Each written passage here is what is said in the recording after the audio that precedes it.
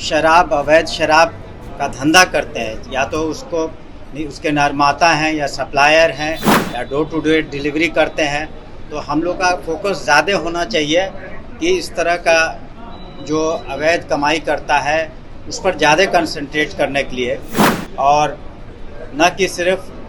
जो शराब पी करके घूमते हैं तो उसके लिए तो हम लोगों के 84 चेक पोस्ट लगे हुए हैं, तो लोग पकड़े ही जाते हैं। लेकिन आखिर ये अवैध शराब आती कहाँ से, कहाँ बनती है? तो इस पर फोकस करने से सप्लाई लाइन को अगर हम लोग कम कर देते हैं और उनके अवैध कमाई को कम कर देते हैं तो इसके परिणाम बेहतर होंगे। आप देख रहे हैं केवल सच। देखिए, माननीय उपेंद्र कुशवाहा जी एक वरिष्ठ नेता हैं और वो एनडीए में चले गए हैं, तो स्वाभाविक है कि वो महागठबंधन के विरुद्ध बोलेंगे। स्वाभाविक है कि हमारे सर्वमान्य नेता माननीय नीतीश कुमार जी मुख्यमंत्री बिहार के विरुद्ध बोलेंगे, और उनकी बात बोलने का कोई औचित्य नहीं है। जब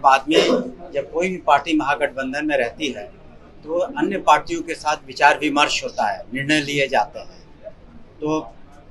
इस तरह से एक दूसरे के आना जाना स्वाभाविक है। अब उसको एक गलत नज़र से देखना कि उनका कद छोटा हो गया है,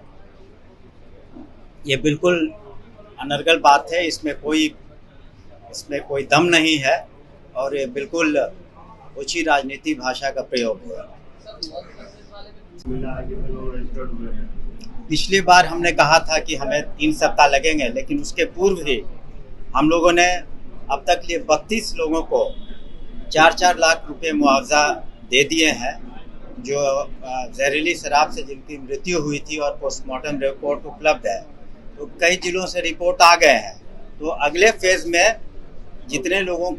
को हम लोग सही पाएंगे कि उनकी मृत्यु हुई है और जो रिपोर्ट की समीक्षा कर लेंगे, तो फिर अगले चरण में हम लोग जितने इस तरह के केसेस हैं सभी में हम लोग टोटल नंबर कितना होगा? करीब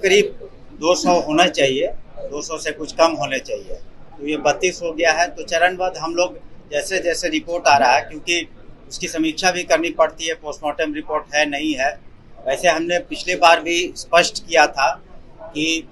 वैसे केसेस में जहां जहरीली शराब से मृत्यु हुई है और पोस्टमार्टम रिपोर्ट नहीं है, वो भी अपना दावा पेश कर सकते हैं जिलाधिकारी के महोदय के सामने, और परिस्थिति जन्य साक्ष्य पर उसकी समीक्षा की जाएगी, और अगर सही पाया गया तो वैसे केसेस में भी हम लोग मुआवजा के बारे में किसी तरह की छूट नहीं दी गई है। हमने अपने वीडियो कॉन्फ्रेंसिंग के माध्यम से अपने सभी पदाधिकारियों को, पुलिस विभाग के पदाधिकारियों को और एक्साइज विभाग के पदाधिकारियों को दिशा निर्देश दिया है कि हम लोगों का जो फोकस होना चाहिए, हम लोगों का जो काम है वो मुख्यतः जो लोग अवैध शराब का धंधा करते हैं, या तो उसके निर्माता हैं या सप्लायर हैं या डोर टू डोर डिलीवरी करते हैं, तो हम लोग का फोकस ज़्यादा होना चाहिए कि इस तरह का जो अवैध कमाई करता है उस पर ज़्यादा कंसंट्रेट करने के लिए, और न कि सिर्फ जो शराब पी करके घूमते हैं, तो उसके लिए तो हम लोगों के 84 चेक पोस्ट लगे हुए हैं, तो लोग पकड़े ही जाते हैं। लेकिन आखिर ये अवैध शराब आती कहाँ से, कहाँ बनती है? तो इस पर फोकस करने से सप्लाई लाइन को अगर हम लोग कम कर देते हैं और उनके अवैध कमाई को कम कर देते हैं तो इसके परिणाम बेहतर होंगे। जहरीली शराब को जो मुआवजा देने की